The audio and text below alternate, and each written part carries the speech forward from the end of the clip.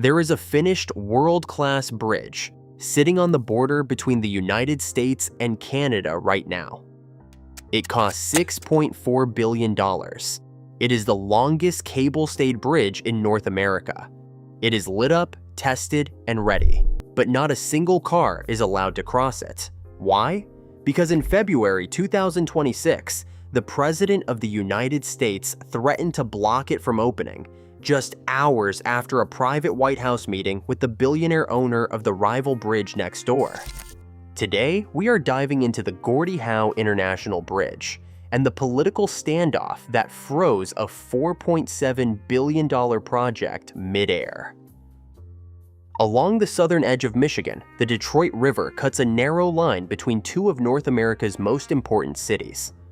On the American side, Detroit. On the Canadian side, Windsor. This crossing is not just any border. It is the busiest commercial border crossing on the entire continent. Roughly $200 billion in trade flows through this corridor every single year. Auto parts, food, steel, medicine, just-in-time supply chains that keep factories running across both countries. A single shutdown here can idle assembly lines from Ontario to Tennessee within hours.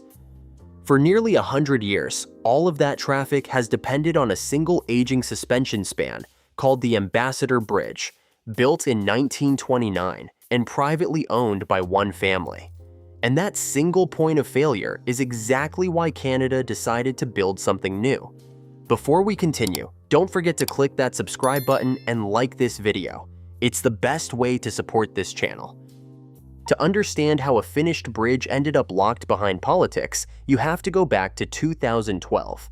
That year, Canadian Prime Minister Stephen Harper and Michigan Governor Rick Snyder signed something called the Crossing Agreement. The deal was almost too good to be true for the United States. Canada would pay 100% of the construction cost. Canada would acquire the American land. Canada would even build the U.S. Customs Plaza. In exchange, Michigan would co-own the bridge 50-50, with no capital investment. Canada would recover its money over time through tolls.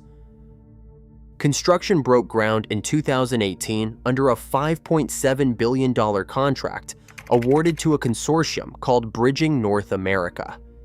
6 years later, on June 14, 2024, ironworkers from both countries shook hands in the middle of the river, 150 feet above the water, as the two halves of the bridge deck were finally joined.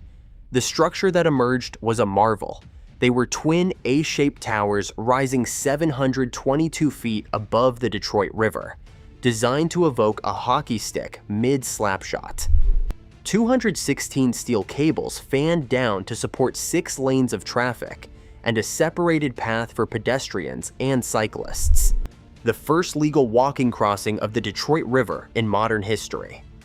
At its peak, 2,300 workers were on site, pouring concrete, threading cables, and welding girders in temperatures that swung from -20 degrees in winter to scorching, humid summers along the river. The bridge was nearly done. The opening was scheduled for spring 2026, and then everything changed. On the morning of February 9, 2026, Commerce Secretary Howard Lutnick met in a private meeting at the White House with Matthew Moroun, the billionaire who owns the Ambassador Bridge. Just hours later, President Trump posted roughly a 300-word tirade on Truth Social. He claimed the bridge had been built with virtually no American content, and he claimed Canada had taken advantage of the United States. Then came the line that stopped the project cold. He wrote, "I will not allow this bridge to open until the United States is fully compensated." He demanded that the United States own at least half, and he demanded a cut of every dollar of toll revenue. Officials in both countries were stunned. Windsor's mayor called it insane.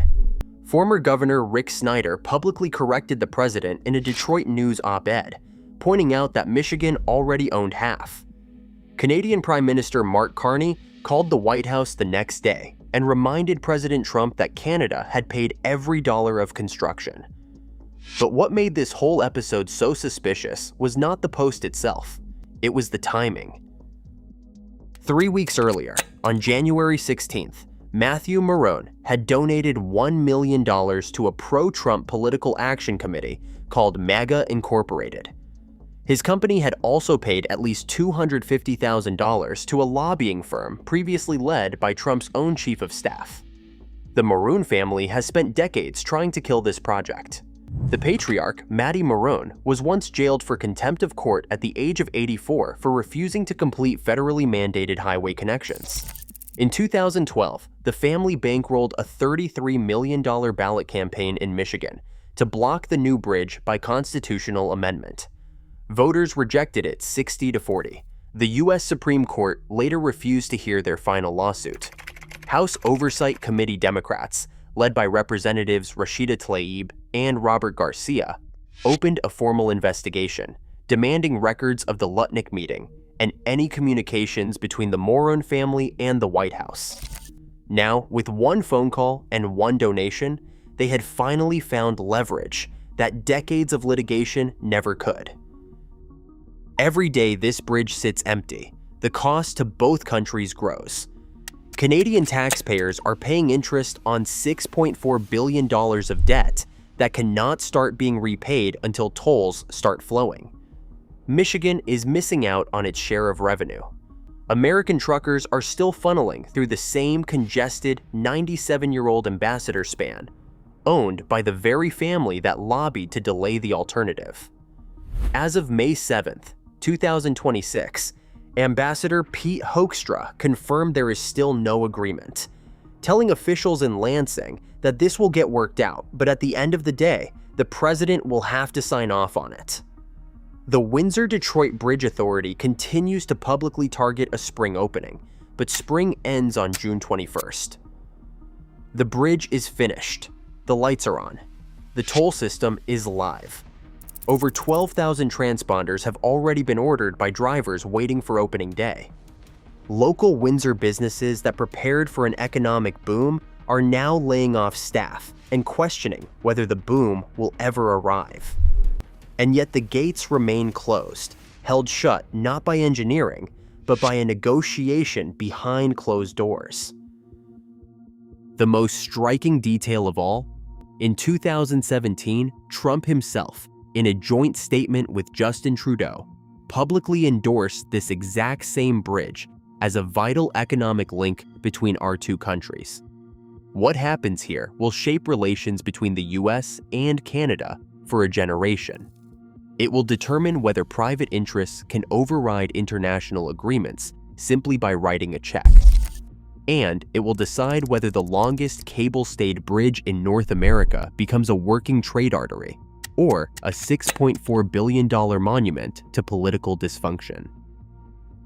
If you found this story as wild as we did, hit that subscribe button for more deep dives into the infrastructure projects shaping America. Thanks for watching, and we'll see you in the next one.